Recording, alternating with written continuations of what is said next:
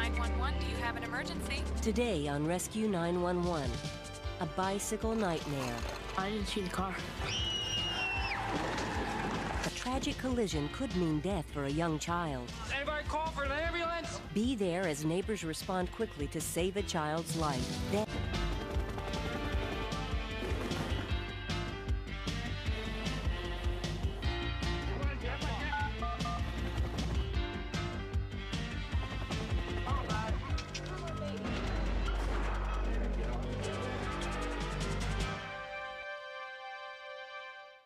On October 9th, 1989, Kathy Swift was at her suburban home in Cheltenham, Pennsylvania, where her 8-year-old daughter, Vicki, and her son, Stephen, were playing together.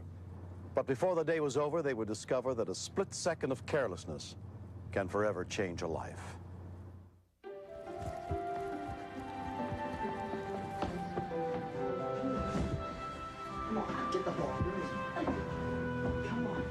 I don't think any parent has gone through any single day and has not said, don't run in the house. Stephen, Vic, will you take that outside, please? Yo, guys, I said outside.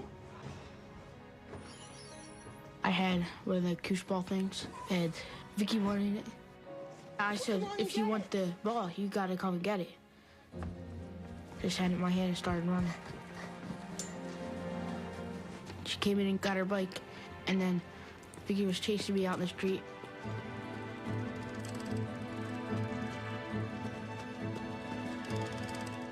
I didn't see the car. The only time I saw the car was when it stopped.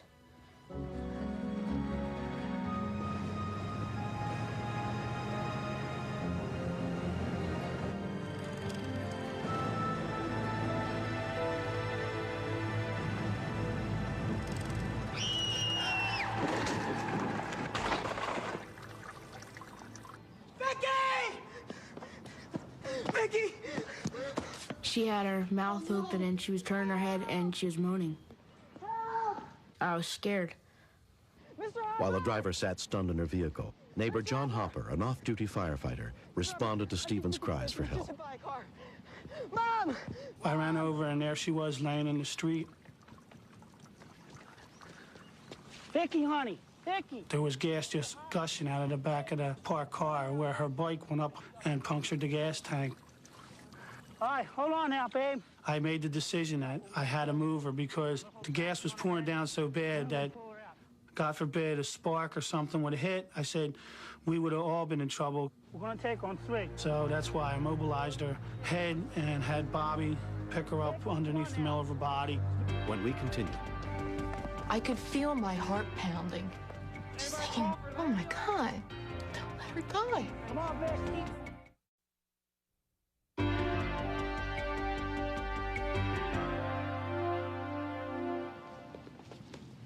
I could feel my heart pounding, and I could feel my feet hitting the sidewalk as I ran. Just thinking, oh my God. It's almost like life stops. Vicky's father, Stephen, had been taking a nap when he was awakened by his son's screams. Go ahead. I was trying to convince myself that she was going to be okay. It's just a little bruise. Anybody call for an ambulance?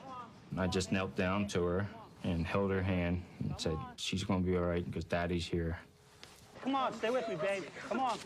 Come on, babe. Stay with me. Nobody let me go to Vicky. Nobody let me see her. But Sue caught me, and my first question was, is she breathing? And I, in fact, lied to her and said, oh, I'm sure she's fine, and really I did not think she was. My first thought was I thought she was dead. Within 5 minutes, Cheltenham emergency and fire rescue units arrived on the scene, including EMT Harry Hall. The anxiety level just increases incredibly, especially when it's a child that gets hit by a car. She's still got 10 feet. She conscious or No, unconscious? she's drifting in and out. We found that there was a laceration behind her ear. There was a golf ball size hematoma on the left forehead. I didn't take nothing off. And when you have an unconscious victim, you never know how serious the injuries are. You can only assume the worst. Come on, Vic. Come on, Vic. Mike. There was no movement, and we also noticed a sign of posturing. So we needed to get her into the hospital as soon as we could. Got a large laceration on the back of her head. I remember pleading with everybody that I knew to pray for her. Come on, Vic. And I remember just crying and saying over and over and over, don't let her die. When 8-year-old Vicky arrived at Abington Memorial Hospital, a trauma team was waiting, including nurse Nancy Hess. A lot goes through your mind as a mother and as a nurse. You start thinking along the lines of, this could be one of my children, or where are my children right now? 1, 2, 3. Collar off. Because Vicky was having trouble breathing, she was put on a ventilator. X-rays and a CAT scan were taken to determine the extent of her injuries. How she's doing, but right now she looks okay and doesn't look that badly injured. We knew she had a skull fracture. They weren't sure about her ankle. And we thought, boy, we lucked out. The doctor had asked to see us again and told us that she had slipped into a coma. The results of the CAT scan showed that Vicky had a critical head injury. You're jubilant for the good news, and then all of a sudden they drop a bomb on you.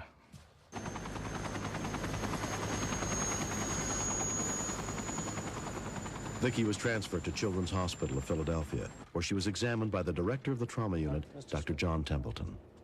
After she was here, we determined that she wasn't wearing a helmet. The main concern is that told us that all of the force was transmitted directly against her skull and therefore against her brain as well. Vicky was put under the care of neurosurgeon Anne Christine Duhame. The thing that one worries about the most is pressure inside the head, caused by swelling of the brain. Because of the injury. And that is a serious problem that we have to work very hard to control. You know, we talked about those pressure waves. We're beginning to see some. Her initial pressure was okay, but over the next 24 hours, it began to go up in spike waves. That night, around 3 o'clock in the morning, the doctors and the nurse came in to notify another parent that their child had just died. And at that point, I said to myself, oh my God, when's it my time? No, we don't want you to. If she had a period where the pressures went up and in spite of everything we couldn't control them, then she would have gone on and become brain dead.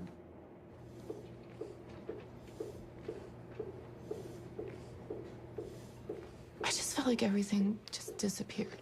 And I didn't know. Is she gonna be normal? Is she gonna be all right? She's not doing that now. In fact, she's acting much more normal. After 2.5 weeks, Vicky showed real signs of improvement. I just had this feeling come over me, like a big sigh of relief. You know, how you take a big cleansing breath and everything's cool and calm.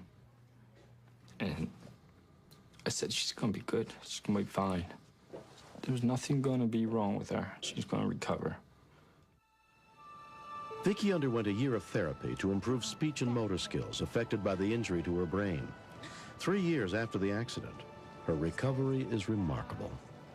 People marvel when they see Vicky today and then they hear her story. And sometimes I think, was it real? Because Vicky is so good. She brings this exuberance to life. She's the kind of girl who you know is going to get somewhere in life. Because I don't think she's gonna let anything stop her. Yeah, it does. I'm surprised it still holds it up. Yeah, I know. In school, I'm doing pretty good. I like to read, and when I grow up, I want to be a teacher and an author.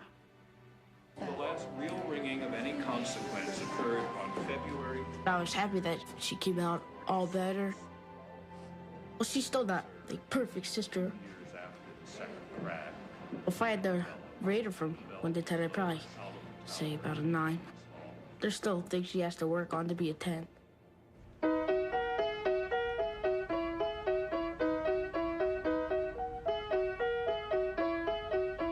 Nobody comes through an injury like this completely the same person that they were. Vicky is awfully close, and we're delighted. But I don't think it's fair to minimize that she's had a serious injury. And while she has recovered, lasting effects may show up later.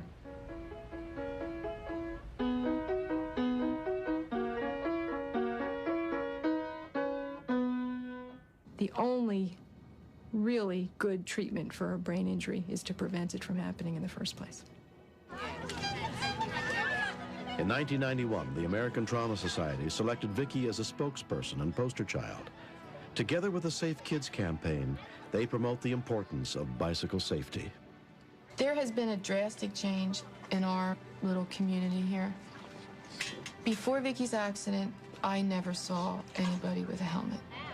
And now even the littlest guy on the littlest two-wheeler had a helmet on his head. Oh, this is so cool. I like being outside riding my bike and roller skating. And I wear my helmet so if I fall and my head hits the ground, I know it won't get hurt because I have my helmet on. Bike helmets that meet safety standards have been shown to reduce the risk of brain injury by almost 90%. I wouldn't wish the guilt of not having a bicycle helmet on anybody. And if because of my ignorance or my negligence, she would have died, I couldn't have forgiven myself. Kids balk at them. There's no doubt about that. But as a parent, that's your responsibility, to teach your children and to protect your children. No helmet, no bike.